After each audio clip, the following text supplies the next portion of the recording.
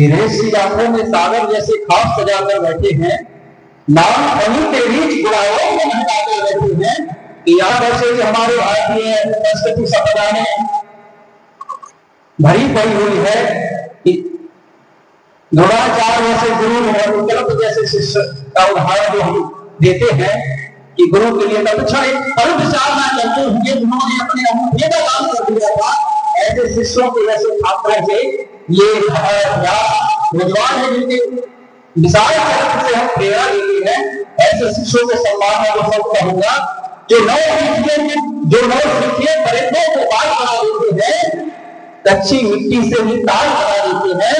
समुद्र कहता है जब डूबती हुई कश्तियों का हौसला, तो डूबती हुई कश्ती को भी जहाज बना देते हैं।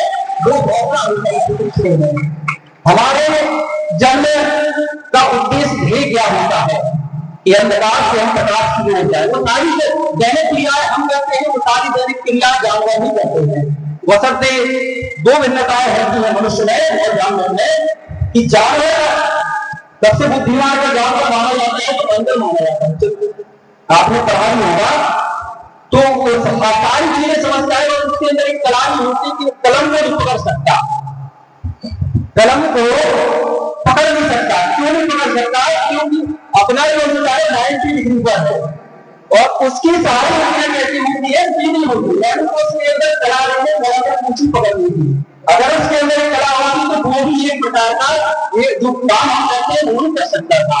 इसलिए जो 90 डिग्री का जो कोण होता है, अगर आप पकड़ेंगे कलम को तो अपन क्या है, कलम को थाम सकते हैं, तो मतलब नहीं थाम सकता है। यानी कि हमारे पूर्वज वैसे भी आपने कहा होगा हम किसके हैं, अपने पूर्वज का किसके पूर्वज हैं।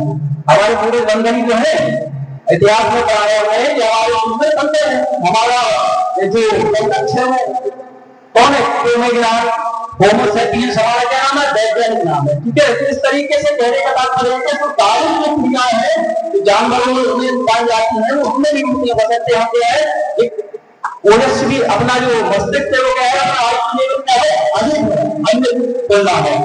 तो अंधकार से प्रकाश में जो ले जाता है वो होता है अक्षर होता है। हमारे पूरे में जब हम माटी गिरने होते हैं तो गोलगाल वाला माटी गिरने दे रहते हैं जिसको बोलते हैं प्लेसेंटा, गर्भनाल। मां सांस लेती है तो हम लेते हैं, मां जो भोजन करती है वो हम करते हैं।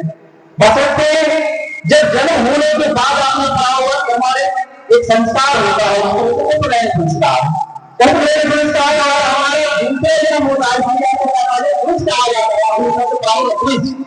द्विज का तात्पर्य है जिसके दो जन्म, एक जन्म होने तो हर मां के गर्भ में होता है कुछ बोध नहीं होता है कि हम कौन क्या है। जब मां उसको दुनिया में शिक्षित करती है, लेकिन वास्तविक जीवन का दूसरा जो जन्म होता है वो होता है तो हम गुरुकुल में जाते हैं, होता है संस्कार या कहने का तात्पर्य विद्यालय में जाते हैं जहाँ पे हमें इस दुनिया में आने का मतलब सिखाया जाता है। इसलिए हमको क्या कहा गया है, द्विज कहा गया है। इस तरीके से शिक्षक की महिमा काफी है। हमारे जीवन का ध्येय जो उद्देश्य है वही यही है कि हम अपने कर्तव्य का अपनी निष्ठा और ईमानदारी के साथ करते हुए समाज को शिक्षित करें। धन्यवाद।